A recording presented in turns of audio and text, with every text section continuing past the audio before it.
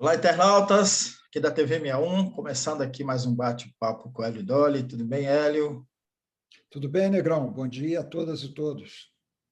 Bom dia. Hoje, quarta-feira, dia 30 de março de 2022, um meio de semana agitado, né? E o Hélio vai falar sobre o movimento para unificar a candidatura de centro-direita para que possa ir para o segundo turno. E ele vai abordar também os casos da Petrobras e do MEC, voltando aí à questão do MEC, e da janela partidária, né? Os deputados e senadores trocando de partido, e vai falar também sobre o julgamento da chamada pauta verde, né? Pelo Supremo Tribunal Federal, que são esses projetos de retrocesso, aí, vários recursos, várias ações contra esses projetos de retrocesso do governo Bolsonaro.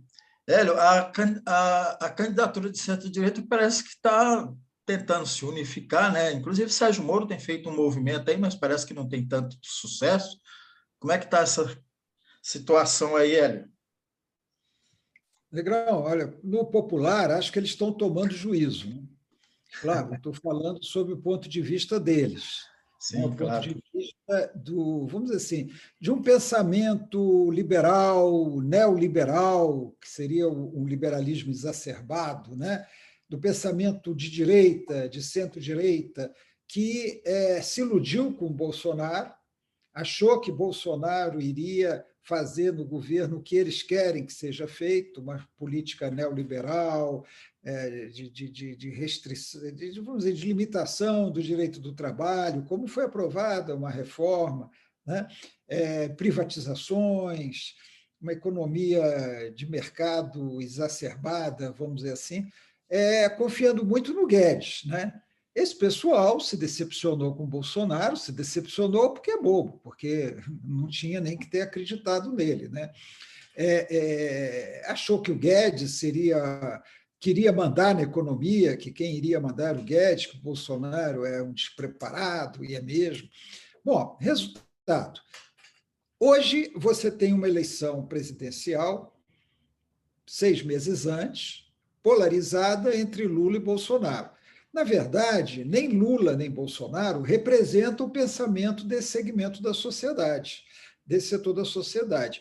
E as pesquisas que têm sido realizadas têm mostrado que há um grande número de pessoas que não quer nem Lula nem Bolsonaro. Esse número varia e algumas ilusões. Pesquisas tanto tempo antes criam algumas ilusões. Então, eu vou só dar um exemplo, tá? Sem dado, assim, mas um exemplo. Eu não quero Bolsonaro, mas também não quero Lula. Um exemplo. Mas eu não quero Lula nem Bolsonaro, mas eu estou vendo que quem tem condições hoje de derrubar Bolsonaro é Lula. Então, eu manifesto o meu apoio ao Lula. Mas esse meu apoio ao Lula, e eu estou falando ficticiamente como se eu fosse uma pessoa nessa situação, esse meu apoio ao Lula ele pode mudar se surgir um candidato com chances que represente melhor o meu pensamento político. Mesma coisa, pelo lado contrário, uma pessoa com pensamento liberal, não gosta do Bolsonaro, não gosta do Lula, mas não quer a esquerda de jeito nenhum, acha que a esquerda vai destruir o país, que esses comunistas vão tomar o poder há algum tempo. Então, fala assim, eu estou com o Bolsonaro para derrotar o Lula. Mas também, quando surge um candidato que represente melhor o seu pensamento, ele sai do Bolsonaro e vai para esse candidato. É isso que a direita, chamada centro-direita, direita democrática, direita liberal, está demorando a entender, demorou a entender. E isso se fala há um tempão, não sou só eu que falo, todo mundo com bom senso, observando o quadro político, diz isso. A única chance da chamada terceira via, que é a centro-direita no Brasil, e aí até direita representada por partidos como União Brasil, por exemplo, que está mais à direita, o Podemos, mais à direita, esses partidos ou têm um único candidato, ou eles não vão para o segundo turno, e o segundo turno será entre Lula e Bolsonaro. Isso aí um fator dado. Então, agora que eu digo já há alguns dias, eles começaram a se movimentar mais intensamente no sentido de fazer essa unificação. Então, você tem um entendimento que está avançando entre o MDB, União Brasil, e o PSDB, que está em federação com o Cidadania. Então, você tem 4 partidos aí de centro-direita e direita tentando encontrar uma solução para ter um candidato único. E isso aí, inclusive, pode ser uma boa solução para 2 candidatos que não representam exatamente esse pensamento de centro-direita e que estão, como a imprensa gosta de falar, estão patinando nas pesquisas.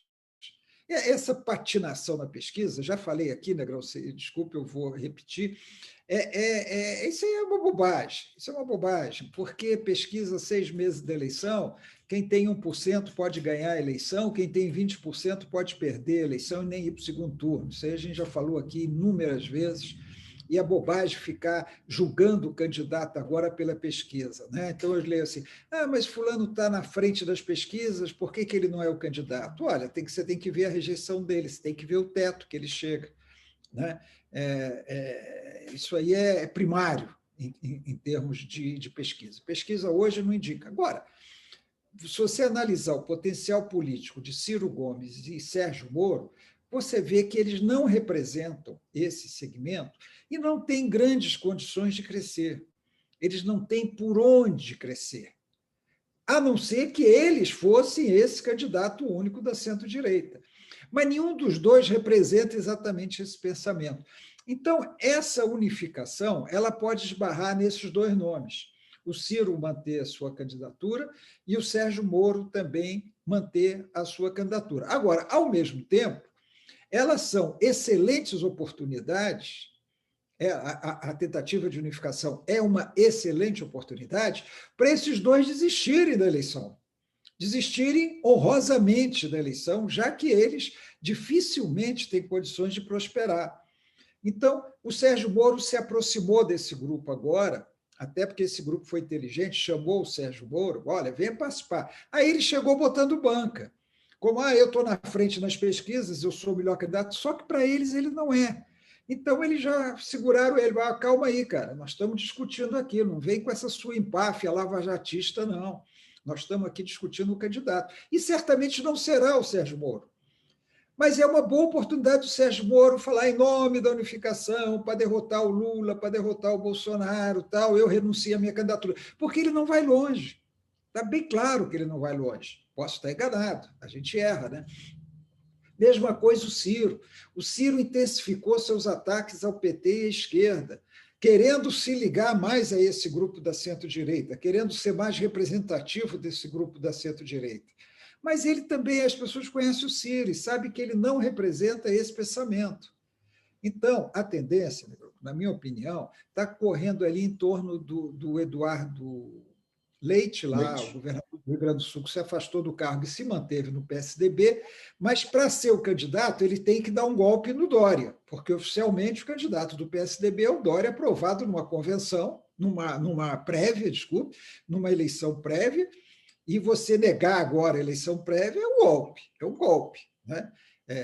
Uma eleição que, como se diz, custou ao fundo partidário, que é dinheiro público, 10 milhões de reais. É um golpe, mas tudo é possível nessa política, ainda mais nesse campo, a gente sabe disso. Simone Tebet é um nome forte também nesse campo, representa bem esses interesses aí que nós estamos colocando, e aí a coisa pode ir por aí. O Kassab se deu mal. O Kassab inventou de ter candidato numa estratégia até correta. A estratégia do Kassab é o seguinte: eleger o máximo de deputados, o maior número de deputados federais possível.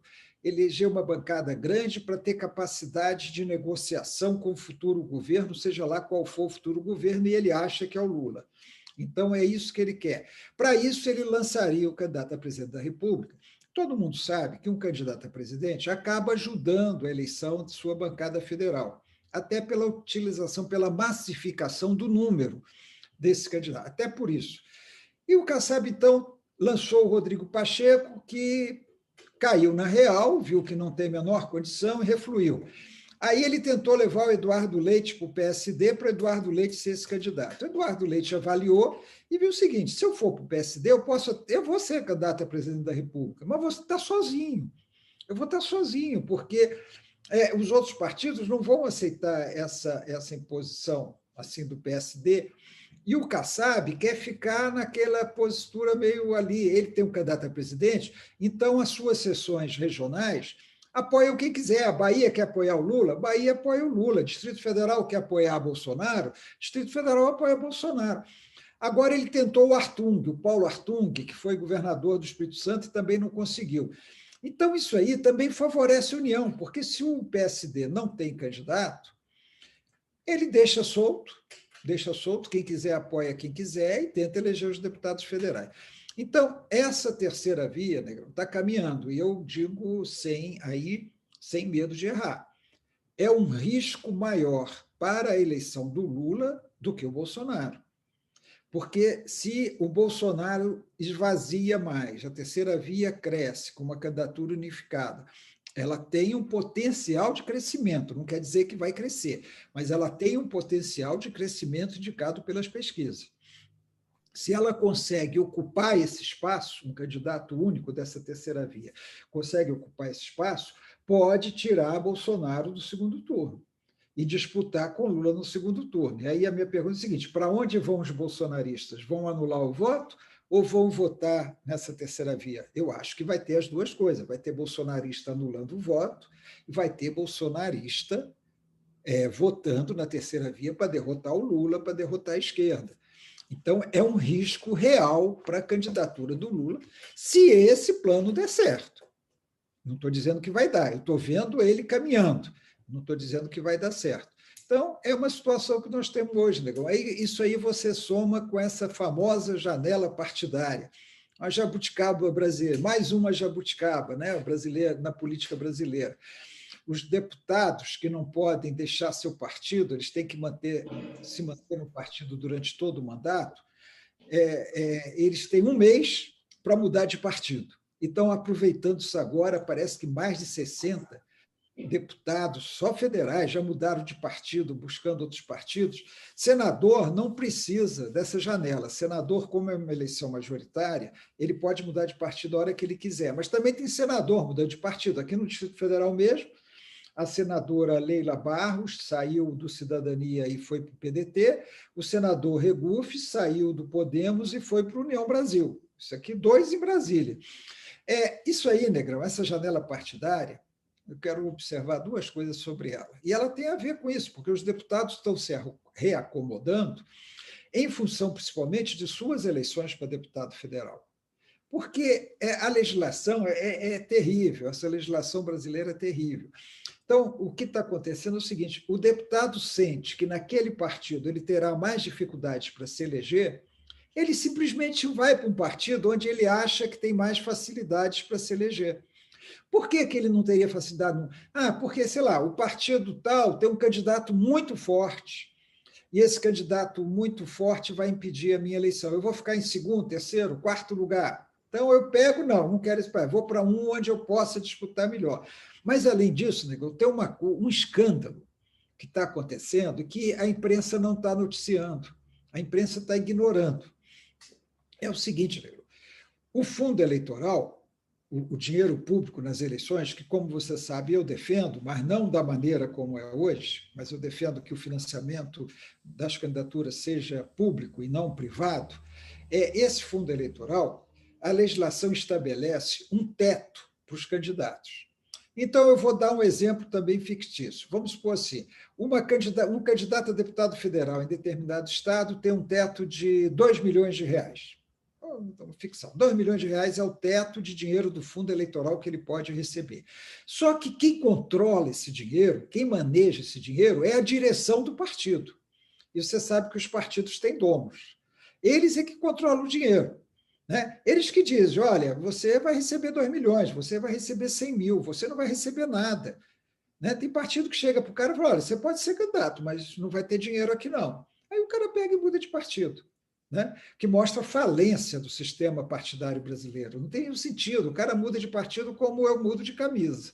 né? Troquei a camisa, essa aqui está suja, vou colocar outra, o cara muda de partido, aproveitando essa janela partidária. Os partidos não têm a menor consistência, não têm a menor ideologia, não representam nada no sistema brasileiro. Isso aí é uma das coisas que tem que mudar.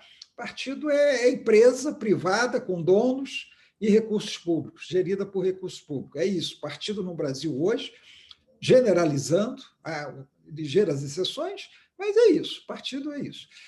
Então, o capo lá do partido, o chefão do partido, chega para o deputado, ele quer levar um deputado forte para melhorar a sua lista de candidatos. Então, ele chega, o cara fala, olha, eu te dou o teto aqui, te dou... Não, vamos lá, chega lá e fala assim, olha, eu vou te dar 1,5 milhão. 1,5 milhão para a campanha, vem para o meu partido que eu te dou 1,5 milhão. Aí ele vai no outro partido, o outro partido fala, não, ele te deu 1,5 milhão, eu te dou 1,6 milhão. Te dou 1,6 milhão para a campanha. Aí ele vai no terceiro partido, olha, 1,6 milhão, eu te dou 1,8 milhão. Aí ele chega no teto, chega um partido que quer... É um leilão, né? Estão fazendo leilão de candidatura no Brasil. A imprensa está sendo omissa em relação a isso. Não é simplesmente uma vontade de mudar para se eleger. Tem isso, para se eleger, eu quero me eleger. Mas é um leilão de recursos. E o deputado recebe esse dinheiro, e tem muito candidato aí, Negrão, que já reserva uma parte desse dinheiro, e você tem como fazer uma lavagem, bancar, fazer nota falsa, tá? Uma parte desse dinheiro para ele. Imagina, o cara recebe, com esse número que eu estou usando, 2 milhões, se ele recebe 200 mil para ele, pessoalmente, para melhorar a vida dele, é muito dinheiro, né, Negrão? 200 mil, de repente, para disputar uma eleição. E isso está acontecendo, sempre aconteceu de outra maneira, mas está acontecendo. Então, o fundo eleitoral, que eu acho legítimo, não nesse valor, não calculado dessa maneira, acho que a eleição poderia ser muito mais barata se os partidos fossem realmente representativos, fortes, e que o sistema eleitoral mudasse. A eleição poderia ser muito mais barata, não justifica gastar esse dinheiro todo em eleição. Como não justifica também gastar esse dinheiro todo em TSE, que é uma outra excrescência, uma outra jabuticaba brasileira, esse tal de Tribunal Superior Eleitoral. Mas isso está acontecendo. Então, você está tendo, ao mesmo tempo, uma movimentação para as candidaturas a presidente, que nós já citamos, mas você está tendo também um grande movimento aí nos bastidores para a definição das listas de deputado federal, que, no fundo, é uma eleição importantíssima, porque é o número de deputados federais que cada partido elege que determina os recursos do fundo partidário que sustentam seus dirigentes, sustentam mansões, sustentam carros para transportar, despesas de almoço e jantar, café da manhã, fundo partidário, dinheiro público, que define o fundo eleitoral, que é esse que os candidatos têm para gastar na eleição, define o tempo de televisão que cada partido vai ter. Claro, tem gente mudando de partido, porque no seu partido tem um pouco tempo de televisão, no outro vai ter um tempo maior de televisão. E define a cláusula de barreira, quer dizer, para passar pela cláusula de barreira de 2%, com eleição em 9 estados, é o número de deputados federais que vai dizer se o partido atingiu a cláusula de barreira ou não. Então, é uma eleição muito importante. E é uma eleição que está sendo resolvida no dinheiro também. Então, Negrão, só para concluir essa parte, eu vou te dizer o seguinte: o sistema eleitoral brasileiro está falido. Está falido. É uma enganação total. Essa coisa de mudar de partido como se fosse uma coisa banal, eu estou nesse partido, vou para o outro, e às vezes são partidos que pretensamente têm uma ideologia totalmente diferente, mas pretensamente, porque isso já está esquecido pela maioria dos partidos, ou os partidos não têm ideologia, ou eles são amplos, tão amplos, que nele se comportam diversas posturas políticas, posições políticas, né? É o que alguns cientistas políticos gostam de dar nome para as coisas, né? Chamam de partido ônibus. Partido ônibus é aquele que cabe todo mundo, é tipo o MDB, né? Partido ônibus. Então, o sistema é vergonhoso, e nós vamos para mais uma eleição nesse sistema. Resultado, nós vamos ter um Congresso que não representa verdadeiramente a população brasileira, vai ser um Congresso dominado pelo poder econômico, um Congresso majoritariamente conservador, nesse ponto ele até representa realmente, mas não na proporção em que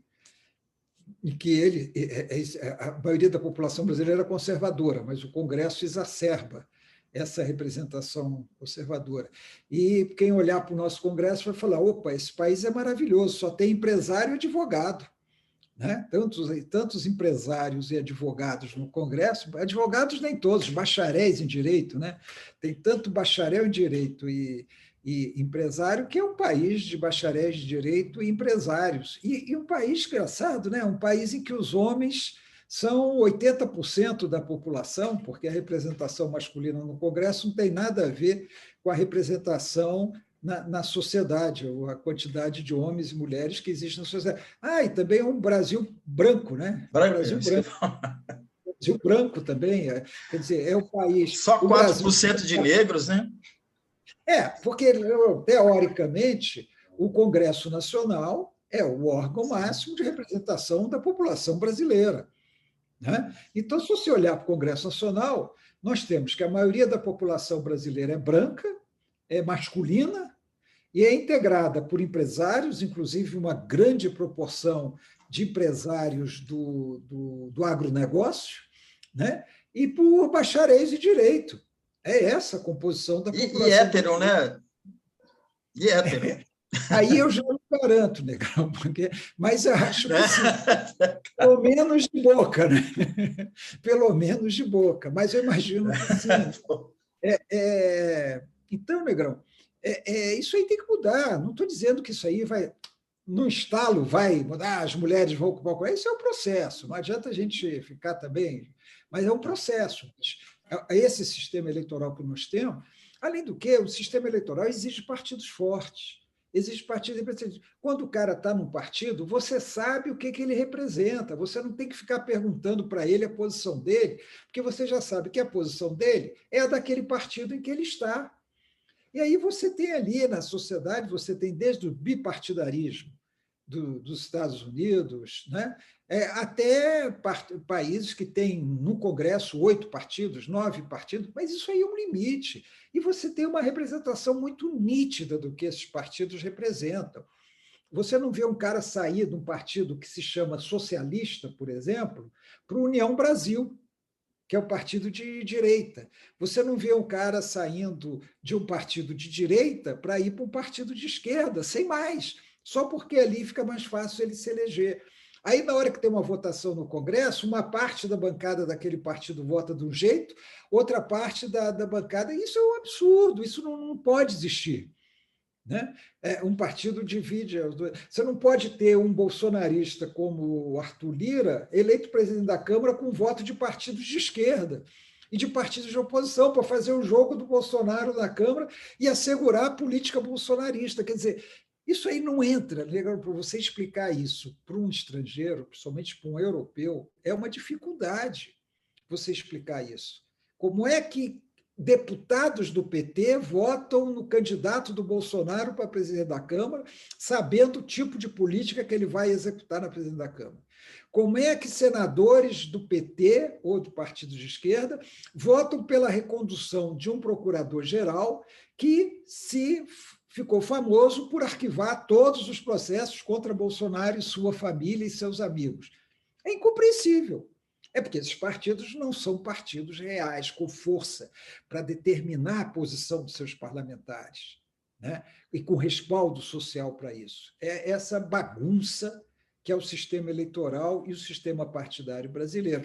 E aí a gente vê que isso se reflete nessas eleições que nós teremos, mais uma vez, sob esse julgo, né? Sob o julgo dessa legislação péssima, controlada por um tribunal que não precisava existir.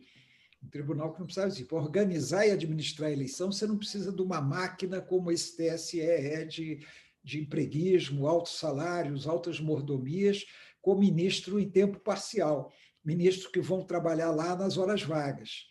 Né? Nós precisamos realmente de julgamentos rápidos das questões eleitorais. Não precisa de um tribunal eleitoral para isso, mas o julgamento tem que ser rápido. Não tem sentido um candidato ser impugnado agora e o julgamento acontecer 3 anos depois, quando ele já exerceu quase o mandato dele todo, que é o que acontece hoje com esse TSE preguiçoso. Caro e preguiçoso que nós temos. Então, isso tudo tinha que mudar. Agora, vai mudar, Negrão? Eu não sou otimista, não.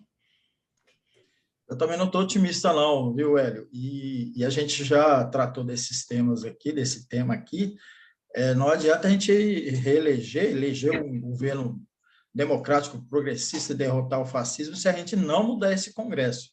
Se a gente não mudar esse Congresso e mudar também a Câmara Distrital aí de Brasília e as Assembleias Legislativas, porque as pautas de retrocesso elas vão continuar. Está acontecendo um absurdo, né? Um deputado, Juarez Costa, deputado federal da bancada de Mato Grosso, está com uma proposta de retirar o Estado, velho, da Amazônia Legal. Mato Grosso faz parte, você viu isso aí, né? Assim, é uma falta de pudor, né? O cara quer aumentar aí as áreas de desmatamento para favorecer o agronegócio. Vai ser assim, tipo um estado do Rio Grande do Sul e do Espírito Santo junto. Então, se não mudar essa composição do Congresso, a gente vai ter isso aí. A gente vai ter isso avançando. E por falar nisso, por falar em desmatamento e por falar em retrocesso na questão ambiental, Hélio, o Supremo está julgando aí, né, essas pautas, a chamada pauta verde, né? O Supremo começa o julgamento hoje, né? Como é que você está acompanhando isso? Negrão, você tem razão, inclusive, essa proposta corre o risco de passar, de tirar o Mato Grosso. O Bolsonaro, Negrão, ele quer tirar Fernando de Noronha do estado de Pernambuco, vamos dizer assim, federalizar, voltar a ser o território de Fernando de Noronha, território federal. Por quê? Porque ele quer praticamente vender Fernando de Noronha. Ele já falou nisso, ele quer que cruzeiros cheguem em Fernando de Noronha, que haja um desenvolvimento turístico em Fernando de Noronha. Dane-se a natureza, dane-se a proteção ambiental, dane-se o meio ambiente. Então, essa pauta está avançando mesmo. Agora, felizmente, Negrão, o Supremo Tribunal Federal, vamos ver qual vai ser o resultado do julgamento, ele resolveu unificar 7 processos que tratam dessa questão ambiental. Foram apresentados geralmente por partidos de oposição. Eu sei que a Rede tem alguns processos, o PV tem processo, acho que o PSB também tem alguns desses processos, não sei se outros partidos têm. Eu tenho eles aqui, eu não tenho decorado. São 7 projetos do Bolsonaro, decretos, projetos do Bolsonaro, que prejudicam o meio ambiente. Contra todos eles, houve uma contestação de partidos de oposição. Por exemplo, prevenção do desmatamento. Foram 7 partidos que acionaram o Supremo Tribunal para que o governo execute o plano de ação de prevenção e controle de desmatamento da Amazônia, que está sendo ignorado. O Partido Verde contestou um decreto e uma portaria do Ministério da Defesa que coloca as Forças Armadas no combate a crimes ambientais e às queimadas, esvaziando o Ministério do Meio Ambiente. A Rede entrou contra um decreto que alterou a composição do Conselho Deliberativo do Fundo Nacional do Meio Ambiente. Então, são 7 processos, mais ou menos, desse estilo, que o Supremo vai tentar anular essa boiada, né? Nas palavras do antigo ministro Ricardo Salles, essa boiada que Bolsonaro está fazendo na violação do meio ambiente brasileiro. Quer dizer, entre os inúmeros males causados pelo governo Bolsonaro está essa destruição do meio ambiente. A gente está vendo isso a cada dia. O esvaziamento do IBAMA, não aplica mais multa, incentiva o garimpo em terra indígena, incentiva o desmatamento, altera os conselhos para retirar a representação da sociedade, colocar a representação do governo nos conselhos. Então, recusa recursos internacionais para a preservação da Amazônia, porque diz que eles estão querendo interferir na Amazônia. É uma série de medidas terríveis. E aí, Negrão, eu vou continuar falando. Quem elegeu Arthur Lira para a Câmara dos Deputados e Rodrigo Pacheco para o Senado é cúmplice disso. Não vai tirar, não. É que a gente não sabe que o voto é secreto. A gente só desconfia. Né? A gente tem indícios, vamos dizer assim, mas o voto é secreto, o cara pode negar até a morte, a não ser que o painel seja revelado, como fizeram Antônio Carlos Magalhães e Roberto Arruda lá atrás no Senado, né? Eles violaram o painel de votação e descobriram quem é que tinha votado a favor e contra a cassação do senador Luiz Estevão. E houve surpresas, Negrão. Teve senadora do PT votando contra a cassação do Luiz Estevão. Eles descobriram ali, violando o painel. Teve senadora do PT votando contra a cassação do Luiz Estevão. por razões que até hoje não estão claras. Qual era a senadora, Hélio? Eu não vou dizer não, Negrão, senão ela vai processar a gente, porque o painel é secreto.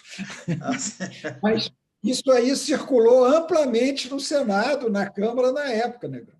Na época circulou amplamente isso. Estava lá o nomezinho dela na relação dos que votaram, e ela fazia discursos irados, sabe? Ela é bem raivosa, sabe? Fazia discursos irados.